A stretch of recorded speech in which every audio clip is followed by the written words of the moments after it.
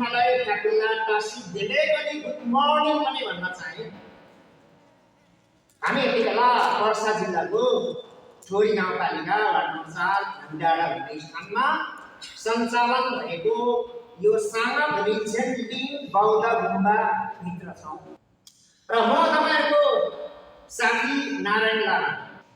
केही दिन अगाडि केही व्यक्तित्वहरूले बौद्ध गुम्बाहरूमा हतियारहरू लुकाइएका छन् र बौद्ध गुम्बाहरूमा अन्य जातका मानिसहरूलाई अन्य वर्गका समुदायका मानिसहरूलाई प्रवेश गर्न दिइँदैन, निषेध गरिएको छ भन्ने कुरा सनसनी रूपमा देशव्यापी रूपमा फैलिएको अवस्था मैले पनि पाएँ र हामी सबैले थाहा भएकै सन्दर्भ हो।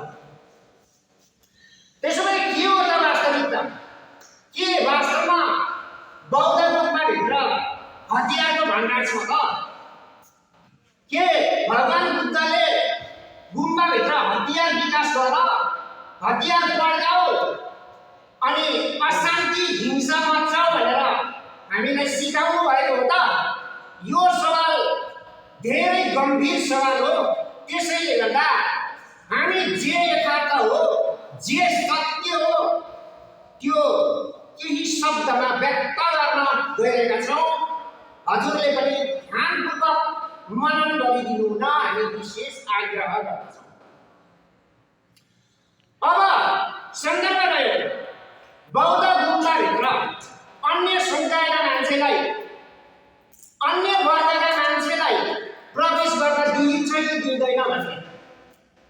अन्य वर्ग, अन्य समुदाय भन्नाले अब विभिन्न धर्मावलम्बी साथीहरू हुन सक्नुहुन्छ, त्यस्तै गरेर पत्रकार मित्रहरू, युट्युब सञ्चालक साथीहरू र इन्टरनेटमा आफ्नो दक्षता प्रस्तुत गरिसक्नुभएका विभिन्न व्यक्तित्वहरू हुन सक्नुहुन्छ। के तपाईँहरूलाई हामीले यो गुम्बाभित्र निषेध गरेका छौँ त? सन्दर्भ यतातिर एकछिन विचार गरौँ। बौद्ध गुम्बा नेपालका लागि मात्रै होइन, विश्व परिवेशका लागि खुल्ला धार्मिक लाखाङ हो। लाखाङ अर्थात् देवस्थान, जहाँ भगवानको वास हुन्छ। यो गुम्बा, यो हाम्रोसँग लिङ गुम्बाको कुरो गरिरहेको छैन मैले। देशका 77 जिल्ला र विश्वमा भएका बुद्धिस्ट कन्ट्रीहरू अर्थात् बौद्ध धर्म अवलम्बन गर्दै आएका विभिन्न देशहरूको सन्दर्भमा म भनिरहेको छु र यहाँलाई यहाँसँग म आग्रह गर्न चाहन्छु। वास्तविकता के हो भन्नु होला भने कुनै पनि बौद्ध गुम्बाले तपाईँ कुनै पनि व्यक्तिलाई निषेध गर्दैन, गरेको पनि छैन अहिलेसम्म, त्यो गरेको इतिहास पनि छैन।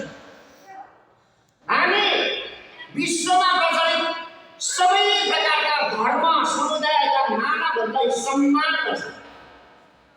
सबै धर्मलाई हामी सम्मानका साथ व्यवहार गर्छौँ। कसैले पनि हामी घृणा गर्दैनौँ, कसैले पनि हामी आक्षेप लगाउँदैनौँ र कसैले पनि कुनै किसिमको दुःख दिन चाहँदैनौँ। हामी चाहन्छौँ धार्मिक सहिष्णुता, देश निर्माणका लागि धार्मिक सहिष्णुता एकदम अपरिहार्य आवश्यक कुरो हो। भगवान बुद्धले जुन धरातलमा हामीलाई जे दर्शन दिएर जानुभएको छ, त्यो दर्शन वैज्ञानिक दर्शन हो। वैज्ञानिक धरातलमा उम्रिएर विकसित भएको दर्शन हो। विज्ञानलाई अध्यात्मसँग संयोजन जानु भएको छ। त्यो दर्शन केवल कुनै जाति विशेषको लागि होइन, त्यो विश्व ब्रह्माण्डका सम्पूर्ण प्राणी समुदायको लागि हो। र हामी कुनै जातपातका आधारमा भेदभाव गर्दैनौँ। हजुर चाहनुहुन्छ भने हाम्रो गुम्बामा आउन सक्नुहुन्छ। हजुर हाम्रो गाउँमा दर्शन गर्न चाहनुहुन्छ भने गर्न सक्नुहुन्छ। हजुर भगवान बुद्धको दर्शन गर्न चाहनुहुन्छ भने गर्न सक्नुहुन्छ। अझ अगाडि गएर हजुर यदि बौद्ध शिक्षामा हजुरको इच्छा छ, बौद्ध शिक्षा ग्रहण गर्न चाहनुहुन्छ भने ग्रहण गर्न सक्नुहुन्छ। एकदम स्वागत गर्दछु। र गुम्बा परिसरभित्र, गुम्बाको भवनभित्र अर्थात् यो लाखौँभित्र प्रवेश गर्दा यो लाखौँले केही अनुशासनहरू हुन्छन् र त्यो अनुशासनभित्र भने हामी सबैले बस्न सक्दैनौँ। यदि कोही व्यक्ति जाँड खाएर रक्सी खाएर उत्पात मचाउने हिसाबले गुम्बातिर प्रवेश गर्न चाहनुहुन्छ भने निश्चित रूपमा उहाँलाई चाहिँ हामी भित्र पस्न दिन सक्दैनौँ। यो बाध्यता पनि बुझ्नु होला। यो सन्दर्भलाई अब एकछिन थाकिराखौँ र अर्को सन्दर्भतिर म यहाँलाई डोर्याउन चाहन्छु। के बौद्ध गुम्बाहरूभित्र हतियारहरू छन् त? हजुर आफ्नो आँखाले छर्लङ्ग देख्न सक्नुहुन्छ। हाम्रो साना दिन्छ गुम्बाबाट यता हेर्नु होला। हाम्रो साना दिन्छ बौद्ध गुम्बा देशका 77 जिल्ला लगायत विश्वभरि जति पनि बौद्ध धर्म अँगाल्दै आएका राष्ट्रहरू छन्, ती राष्ट्रहरूका सम्पूर्ण गुम्बाहरूको एउटा सानो प्रतिनिधि पनि हो हाम्रो गुम्बा। देख्न सक्नुहुन्छ यहाँ कुनै किसिमको हतियार छैन। अब हाम्रा हतियार भनेका के हुन् त? म हजुरलाई देखाउन चाहन्छु। हेर्नुहोस्, यसलाई हामी दुम भन्छौँ। यसलाई दुम भन्छौँ। नेपाली भाषामा शङ्ख भनिन्छ। यसबाट एसएलआर राइफलको गोली निस्किँदैन। यसबाट विश्व शान्तिको सन्देश सुमधुर ध्वनि निस्कन्छ। हजुरलाई थाहै छ, अलिकति सुन्नुहोस्।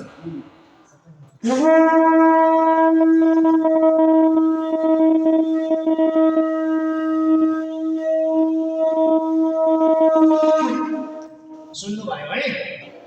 यो राइफलको गोली होइन, यो विश्व शान्तिको सन्देश हो। अब अर्को हतियार हेर्नु होला। यसलाई हामी डाडु भन्छौँ।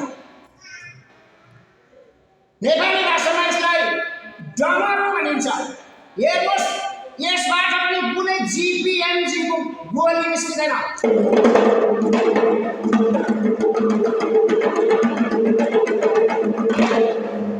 सुन्नुभयो? यो हाम्रो हतियार। अर्को हेर्नुहोस्, यो ग्यालिङ हेर्नुहोस्, ग्यालिङ। यसलाई नेपाली भाषामा समय भन्न सकिन्छ है। हेर्नुहोस् है।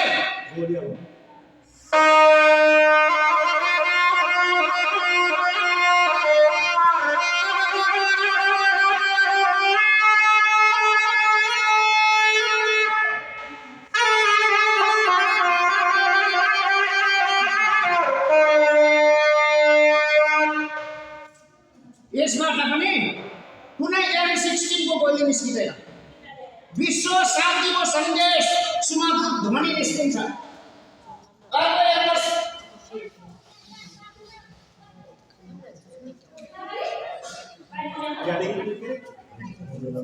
यो हाम्रो हतियार लोलको,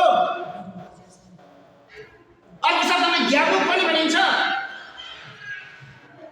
जसलाई नेपाली भाषामा झन्डा भन्न सकिन्छ। ल हेर्नुहोस् है, यसबाट गोली निस्किन्छ कि के निस्किन्छ?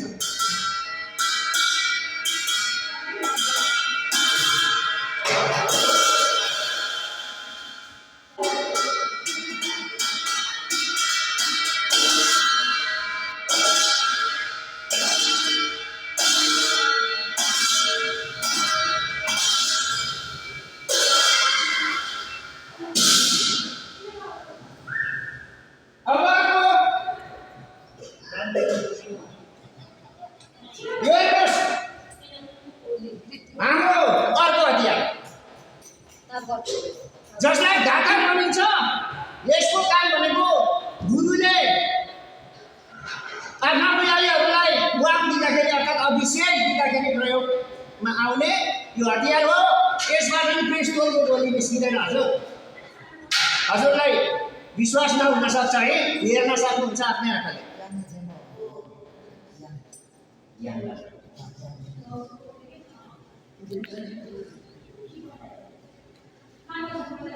अर्को हतियार कामलिङ। हजुरलाई म देखाउन चाहन्छु एउटा कामलिङ हुन्छ। कामलिङ हामीसँग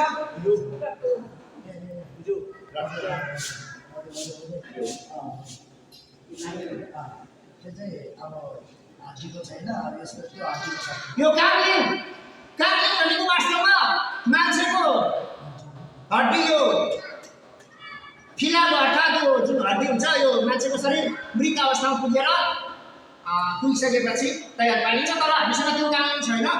यो चाहिँ अब धातुकै कामलिङ छ। यो पनि हामी बजाउँछौँ।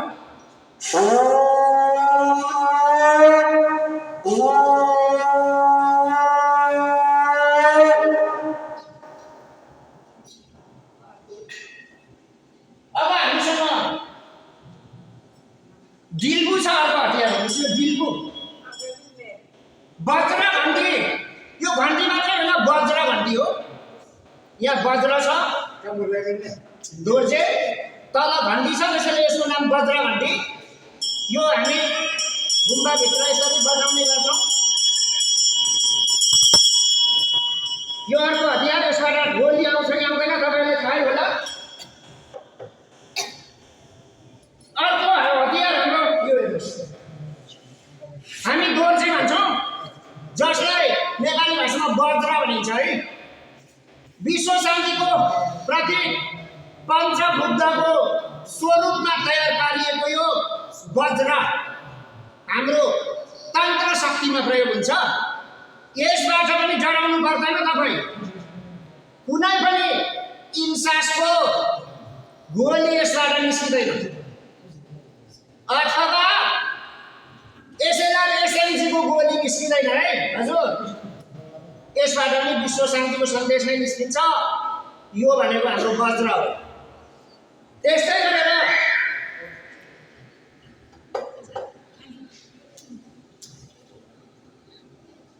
अर्को हतियार हेर्नु होला हाम्रो गुम्बाभित्र। यो थाङ्गा चित्र, विभिन्न भगवानका तस्बिरहरू हुन्छन् थाङ्गा चित्रमा। यिनै थाङ्गा चित्रहरूलाई हामी आस्थाका साथ पूजा गर्ने गर्छौँ र गुम्बाभित्र सजाउने गर्छौँ। विभिन्न भगवानका थाङ्गा चित्रहरू हामीसँग हुन्छन् गुम्बाभित्र। यता हेर्दै जानु होला, हामीसँग बौद्ध धर्ममा बोधिसत्व समुद्रको शक्ति प्राप्त गर्नुभएका हाम्रा भगवानहरूको तस्बिरहरू हामीले राखेका छौँ र धेरै ठुला ठुला गुम्बाहरूमा मूर्तिहरू पनि हुन्छन्। जसलाई सबैभन्दा धेरैतिर हेर्नुहोस् छ्यामा दोर्जे भगवान हुनुहुन्छ। यसपछि यता हेर्नुहोस्, उहाँ चेन्द्रशिव अर्थात् अवलोकितेश्वर भगवान हुनुहुन्छ। बिचमा हेर्नुहोस् शाक्यमुनि बुद्ध, जसलाई हामी भगवान बुद्ध भन्छौँ। अनि तल हेर्नुहोस् झ्याम्बाला कुबेर। यो चाहिँ अब लक्ष्मी पूजाको दिनमा हामी पूजा गर्छौँ। उतापट्टि हेर्नुहोस् गुरु रिम्पोछे अर्थात् गुरु पद्मसम्भव र उता हेर्नुहोस् दोर्जे छानु हुन्छ। यसरी हामीसँग भएका भगवानहरू यहाँ चाहिँ हामीले तस्बिर राखेका छौँ। यति मात्र होइन, धेरै किसिमका तस्बिरहरू हामीसँग हुन्छन् गुम्बाभित्र। अब यसलाई हजुर हतियार मान्नुहुन्छ कि के मान्नुहुन्छ त्यो हजुरको जिम्मा। हामीसँग छोइ हुन्छन्, छोइ। यो छोइ हुन्छ। यो छोइलाई हामी एकदमै श्रद्धाका साथ ढोगेर छोइ पढ्छौँ। यसभित्रका सन्देशहरू ग्रहण गर्छौँ र यसभित्रका सन्देशहरू जे जति छन् ती सन्देशहरूलाई आफ्नो जीवनमा लागू गर्ने प्रयत्न गर्छौँ। बस योभन्दा ज्यादा हाम्रो गुम्बाभित्र हजुरले कुनै हतियार पाउनुहुन्न। त्यसैले हामीसँग अर्को हतियार हजुरलाई यो पनि देखाउन चाहन्छु। यो हाम्रो नाङ्सल। यो नाङ्सल धेरै काममा प्रयोगमा आउँछ र जसलाई नेपाली भाषामा दियो भन्न सकिन्छ है। यो नाङ्सल पनि हामी गुम्बाभित्र पाउँछौँ र यसलाई पनि हजुर के हतियार मान्नुहुन्छ कि पेस्तोल मान्नुहुन्छ कि राइफल मान्नुहुन्छ कि के मान्नुहुन्छ त्यो अब हजुरको जिम्माको कुरो हो। त्यस्तै गरेर हामीसँग हामीले भगवानलाई चढाएका विभिन्न प्रसादहरू छन्। विभिन्न फलफुलहरू भक्तजनहरूले ल्याएर चढाउनुहुन्छ है। यिनै कुराहरूको साथमा हामी निरन्तर रूपमा दैनिक रूपमा प्रार्थना गर्ने गर्दछौँ। विश्व शान्ति चाहन्छौँ। सबै मानवहरू महान हुनुहुन्छ। हजुरहरू सबै महान हुनुहुन्छ र कुनै पनि धर्म विशेष जाति विशेष छुअछुत हाम्रो बौद्ध धर्ममा छैन। यति कुरा हजुरले बुझिदिनु भयो भने भोलिको दिनमा नेपाली समाजमा आउन सक्ने जुन साम्प्रदायिक द्वन्द्व छ नि त्यो द्वन्द्व हुनेवाला छैन। हामीले त्यो त्यस्ता किसिमको द्वन्द्वबाट पीडित बन्नु छैन। र हजुर यदि समझदार हुनुहुन्छ भने हाम्रो यो भित्री जुन आशय छ हामीले यहाँ प्रकट गर्न खोजेका हामीले हजुरलाई दिन खोजेका सन्देश हजुरले आत्मसात गरिदिनु होला र अनर्गल प्रचार प्रसारको आरोपको पछाडि हजुरहरू कोही पनि नलागिदिनु होला। नेपाल बौद्ध महासङ्घको अनुरोध पनि यही रहेको छ र हामी साना ग्रिन्सेन बौद्ध गुम्बाको तर्फबाट पनि हजुरहरू सम्पूर्णलाई लासो